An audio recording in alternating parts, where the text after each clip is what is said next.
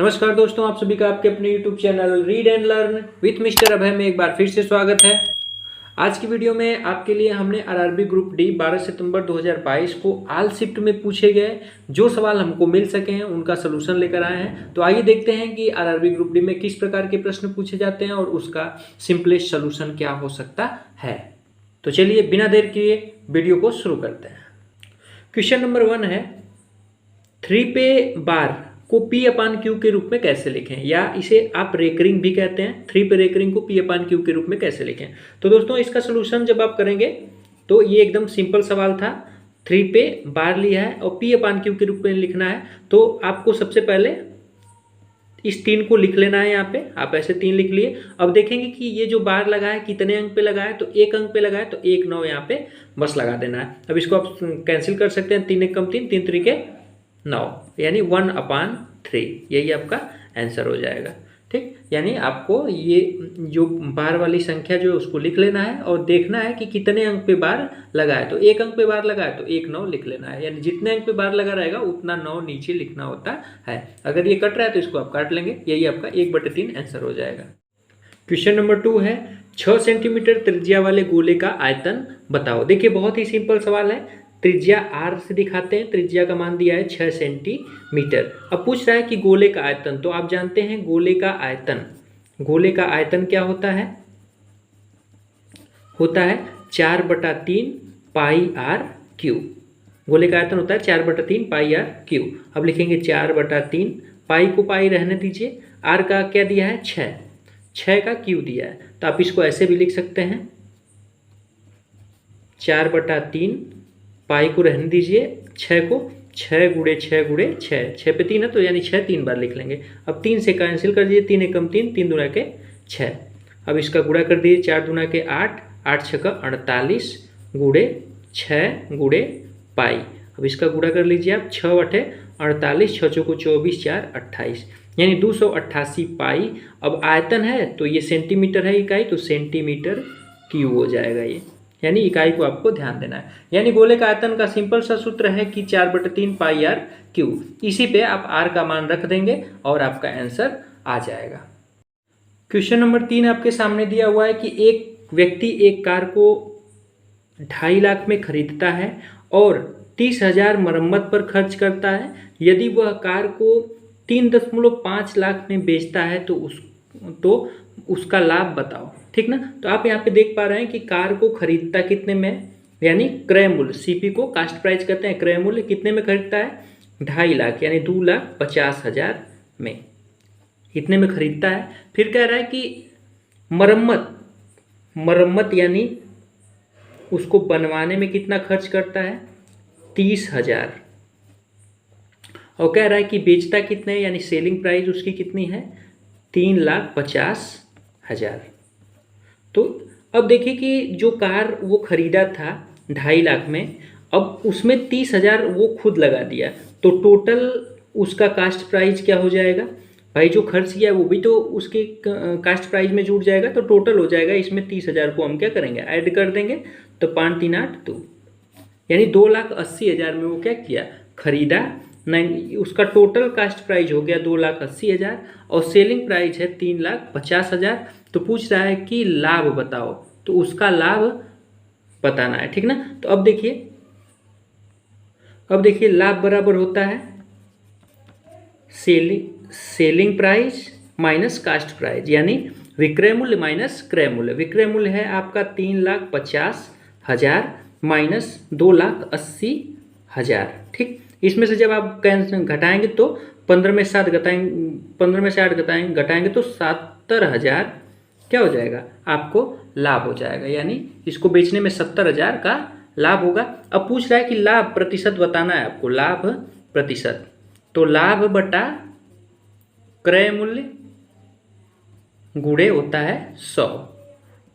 लाभ प्रतिशत बराबर होता है लाभ बटा क्रय मूल्य गुणे 100। अब लाभ आपका कितना है 70,000 बटा क्रय मूल्य कितना है 28,000 नहीं 2,80,000 गुणे 100। अब यहाँ पे आप कैंसिल कर सकते हैं, 1 2 3 4 0 4 0, तो 1 2 3 4 0। अब देखिए 7 से कैंसिल करेंगे, 7 चौको 28, अब फिर 4 से कैंसिल करेंगे 25, 25 चौक होता है 100, यानी हो गया आपका 25%। यानी आपका लाभ कितना परसेंट हो जाएगा? 25% का आपको हो जाएगा लाभ। आइए क्वेश्चन नंबर 4 को करते हैं। यक्स का 40%, ये देखिए 2/3 है, 2/3 के 60% के बराबर है, तो यक्स का मान बताइए। तो यहाँ पे आप लिख सकते हैं यक्स का 40%। अब कह रहा है एक्स का 40% 2/3 के 60% के बराबर है, तो लिखेंगे आप एक्स का 40% बराबर 2/3 के 60% के, ठीक ना। अब का और के का मतलब होता है गुणा, तो वहाँ पे आप गुणा का निशान लगा देंगे। देखिए परसेंट से यहाँ पे परसेंट कैंसिल हो जाएगा। अब देखिए 0 से 0 कैंसिल हो जाएगा, ठीक। अब 2 से आप कैंसिल करेंगे, 2 एक कम 2, 2 दूना के 4, ठीक। अब इसको लिख लीजिए x गुणे 2 बचा है, 1/3 गुणे 6 बच गया, ठीक। अब देखिए 2 से आप कैंसिल करेंगे, 2 3 6, और 3 से कैंसिल कर देंगे, 3 एक कम 3, यानी x बराबर हो जाएगा 1, यानी x का मान क्या हो जाएगा? 1 हो जाएगा। क्वेश्चन नंबर 5 आपके सामने दिया हुआ है कि 3 अंकों की सबसे छोटी संख्या बताओ जो 8 और 12 से विभाजित हो जाए। तो ये सवाल देखिए बहुत ही सिंपल है। कह रहा है कि 8 और 12 दोनों से विभाजित होना है, तो पहले आप 8 और 12 का एलसीएम निकालेंगे। तो 8 और 12 का एलसीएम क्या हो जाएगा? 8 और 12 का एलसीएम हो जाएगा 24, ठीक। अब आपको चूंकि 3 ही अंक का निकालना है, तो आप 3 अंक का आसानी से गुणा करके भी निकाल सकते हैं, ठीक। 24 का आप पहाड़ा पढ़िए, 24 से कम क्या होता है? 24, 24 गुना के क्या होता है? 48, 24 त्याई होता है 72, 24 चौको 96, और 24 बचे होता है 120। अब यहाँ पे आप देख पा रहे होंगे कि 120 जो है इसमें 1 2 3 अंक हैं, यानी 3 अंकों की सबसे छोटी संख्या 120 होगी जो 8 और 12 दोनों से विभाजित होगी। इस तरह के सवाल की जो वीडियो हमने बना रखी है उसका लिंक हम डिस्क्रिप्शन बॉक्स में दे देंगे। अगर आपको इसके पूरे कॉन्सेप्ट को समझना है तो आप वहां से जाकर अच्छे से समझ सकते हैं। क्वेश्चन नंबर 6 है कि tan थीटा बराबर 3/4, तो 1 minus sine theta plus 1/1 plus sine theta का मान क्या होगा। तो आइए इस सवाल को देखते हैं।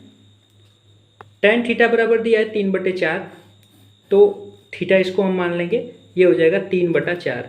आप जानते ही हैं कि लाल बटा कक्का, ये ट्रिक आप जानते होंगे। ये साइन थीटा के लिए होता है, ये कास थीटा के लिए, और ये टैन थीटा के लिए। तो 3/4 दिया हुआ है। अब इसको हम ये वाला निकाल लेंगे कर्ण, और कर्ण को निकालने के लिए क्या करना होता है? लंब और आधार का वर्ग को जोड़ देते हैं, तो 3 त्रिके 9 हो जाएगा, और 4 चौको क्या हो जाएगा? 16, 16 9 हो जाएगा 25, और 25 का वर्गमूल हो जाएगा 5, तो इसका मान हो जाएगा 5। अब पूछ रहा है कि साइन थीटा निकालना है हमको, तो हम साइन थीटा निकाल देंगे। यहाँ देखिए साइन थीटा बराबर होता है लंब बटा कर्ण, तो लंब क्या है आपका 3 और कर्ण है 5, तो 3 बटा ये हो जाएगा 5। अब आइए इसको हम हल करते हैं। 1 माइनस साइन थीटा की जगह क्या रख देंगे? 3/5 बटा 1 प्लस साइन थीटा की जगह रख देंगे 3/5। चलिए अब इसको हम हल करते हैं। 5 एकम 5, और 5 में से 3 घटाएंगे तो 2/5 हो जाएगा। इसको 5 एकम 5 और 5 में 3 जोड़ेंगे तो 5 3 8/5 हो जाएगा। देखिए 5 से 5 कैंसिल हो जाएगा, बचेगा 2/8, 2 एकम 2 और 2 चौको 8, यानी 1/4, यानी 1/4 आपका आंसर हो जाएगा। आइए क्वेश्चन नंबर 7 को हल करते हैं। माध्यिका बराबर 6, माध्य बराबर 4, तो बहुलक बताओ। अब देखिए बहुलक बराबर होता है बहुलक बराबर होता है 3 गुणे माध्यिका माइनस 2 गुणे माध्य। चलिए आइए इस पे मान रखते हैं। 3 गुणे माध्यिका का मान क्या हो जाएगा? 6, माइनस 2 गुणे माध्य कितना दिया हुआ है? 4। अब 3 में 6 का गुणा कर देंगे, 3 6 का क्या हो जाएगा? 18, माइनस 2 में 4 का गुणा करेंगे 2 चौको 8। अब 18 में से 8 घटा देंगे तो क्या बचेगा? 10। यही हमारा क्या हो जाएगा? आंसर हो जाएगा। क्वेश्चन नंबर 8 है कि 20% और 80% का समतुल्य छूट बताओ। तो देखिए समतुल्य छूट का फार्मूला है, समतुल्य छूट बराबर होता है x plus y minus x y upon 100%, ठीक। चलिए x के जगह पे क्या है? 20, y की जगह पे क्या रखेंगे? 80, माइनस x इंटू वाई, यानी 20 गुणे 80/100। इसको कैंसिल कर दीजिए, 0 से 0 कटेगा, 0 से 0 कटेगा। 80 में 20 जोड़ेंगे तो क्या हो जाएगा? 100 माइनस 8 में 2 का गुणा करेंगे तो 16 हो जाएगा। ठीक, इसमें से घटा दीजिए, 10 में से 6 घटाएंगे 4 हो जाएगा, और 9 में से 1 घटाएंगे तो 8 हो जाएगा। ये हो जाएगा परसेंटेज, यानी 20% और 80% की जो समतुल्य छूट होगी वो 84% होगी। इसको आप डायरेक्ट भी लगा सकते हैं। आपको क्या करना है, 2 ठो दिया है तो इन दोनों को पहले जोड़ दीजिए, हो जाएगा 100, और कह रहा है कि और एक बार इनका गुणा कर दीजिए, 8 दूना के 16, 1600, इसमें 100 से भाग दे दीजिए, ये देखिए बचेगा 16, और 100 में से 16 घटा दीजिए तो बचेगा 84। ऐसे भी आप ओरली भी इसको कर सकते हैं। आइए अगला सवाल देखते हैं। ए एक काम का 1/2 भाग 9 दिन में पूरा करता है, बी उसी काम का 1/3 भाग 4 दिन में पूरा करता है, तो ए और बी मिलकर उस काम को कितने दिन में पूरा करेंगे। तो ध्यान दीजिए, ए एक काम का 1/2 भाग 9 दिन में पूरा करता है, यानी आधा भाग 9 दिन में पूरा करता है, तो पूरा भाग 9 दूना के 18 दिन में पूरा करेगा। बी उसी काम का 1/3 भाग, यानी 1/3 भाग 4 दिन में पूरा करता है, तो पूरा भाग 4 3 12 दिन, कितने दिन में पूरा करेगा, 12 दिन में। यानी ए एक काम को 18 दिन में ख़त्म कर सकता है और बी उसी काम को 12 दिन में कर सकता है। अब देखिए, तो हम पहले निकालेंगे कि ए का 1 दिन का काम कितना होगा, यानी ए एक काम को 18 दिन में कर सकता है, तो 1 दिन में वो उस काम का 18वां भाग करेगा, तो 1 दिन का काम क्या हो जाएगा, ए का 1 दिन का काम हो जाएगा 1/18, और बी का 1 दिन का काम हो जाएगा 1/12। अब हम निकालेंगे कि ए और बी दोनों का 1 दिन का काम क्या हो जाएगा, तो इन दोनों को हम क्या करेंगे, जोड़ देंगे, 1/18 प्लस 1/12, इसका एलसीएम ले लेंगे हम, इसका एलसीएम हो जाएगा 36, 18 दूना के 36 और 12 3 36, 3 हो जाएगा, यानी 5 बटे क्या हो जाएगा, 36। अब ए और बी का ये 1 दिन का काम 5/36 है, तो पूरे दिन का काम के लिए इसी को आप उल्टा कर देंगे, 36 बटा हो जाएगा 5। अब इसको कैंसिल कर दीजिए, 5 सते होता है 35, 7 सही 1/5 दिन में, यानी ए और बी दोनों मिलकर उस काम को 7 सही 1/5 दिन में पूरा कर देंगे। क्वेश्चन नंबर 10 दिया हुआ है कि 0.25 और 0.175 का एलसीएम बताओ। तो देखिए 0.25 इसको आप भिन्न में बदल दीजिए। भिन्न में बदलने के लिए इस दशमलव को यहाँ से हटाएंगे, 1 लगाएंगे और देखेंगे कितने अंक, दशमलव कितने अंक बाद लगाए, तो 1 2 अंक बाद लगाए तो 2 0 यहाँ बढ़ा देंगे। ठीक, अब देखिए इसको भी लिख लेंगे 175। अब देखेंगे दशमलव कितने अंक बाद लगाए, तो 1 2 3 अंक बाद लगाए, तो 1 बना के 1 2 3 0 नीचे बढ़ा देंगे। ठीक, अब देखिए भिन्न का जो एलसीएम होता है, अगर भिन्न में आपको संख्या दी रहे और उसका एलसीएम निकालना हो, तो ऊपर अंश का हम एलसीएम निकालते हैं और हर का जो हर है, रिमाइंडर है, उसका हम एचसीएफ निकालते हैं। ठीक, चलिए तो हम इसका एलसीएम निकालते हैं। 25 और 175, देखिए 25 सत्ते होता है 175, तो ये 25 175 को काट दे रहा है, यानी एलसीएम क्या हो जाएगा 175। तो 25 और 175 का एलसीएम हो जाएगा 175, और एचसीएफ में जो दोनों में कॉमन हो, तो 100 और 1000 में क्या कॉमन हो जाएगा, 100 कॉमन हो जाएगा, यानी ये एचसीएफ हो जाएगा 100। अब 175 में आप 100 से भाग दे देंगे तो 1.75 यही हो जाएगा इसका एलसी, 1.75 हो जाएगा एलसीएम। क्वेश्चन नंबर 11 दिया हुआ है कि किसी वस्तु को 1600 रुपये में बेचने पर 20% की हानि होती है, तो 20% लाभ कमाने के लिए कितने रुपए में बेचना होगा। तो ध्यान दीजिए, वस्तु को 1600 रुपये में अगर बेचा जाता है तो 20% की हानि हो जाती है, यानी 1600 20% की हानि होती है, यानी 80% के बराबर होता है, यानी 100% में 20% क्या होता है, कम हो जाता है, यानी 1600 80% के बराबर है।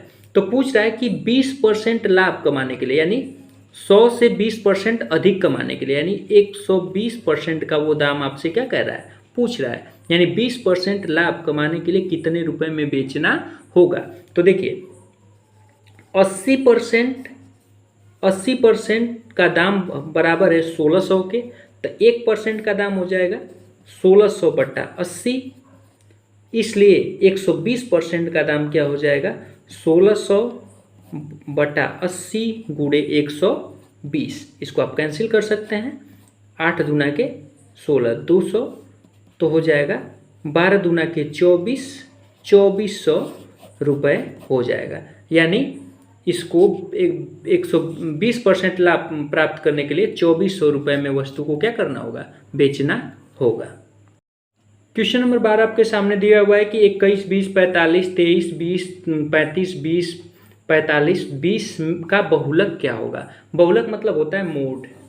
बहुलक निकालने के लिए, बहुलक का मतलब होता है कि दी गई जो संख्याएं हैं उनमें जो संख्याएं, जो आंकड़े हैं उसमें जो आंकड़ा सबसे अधिक बार आएगा वही उसका बहुलक होता है। तो यहाँ पे आप देख पा रहे हैं 20, 20, 20, 20, 20, 20 जो है वो 4 बार आया है, जो सबसे अधिक बार आया है।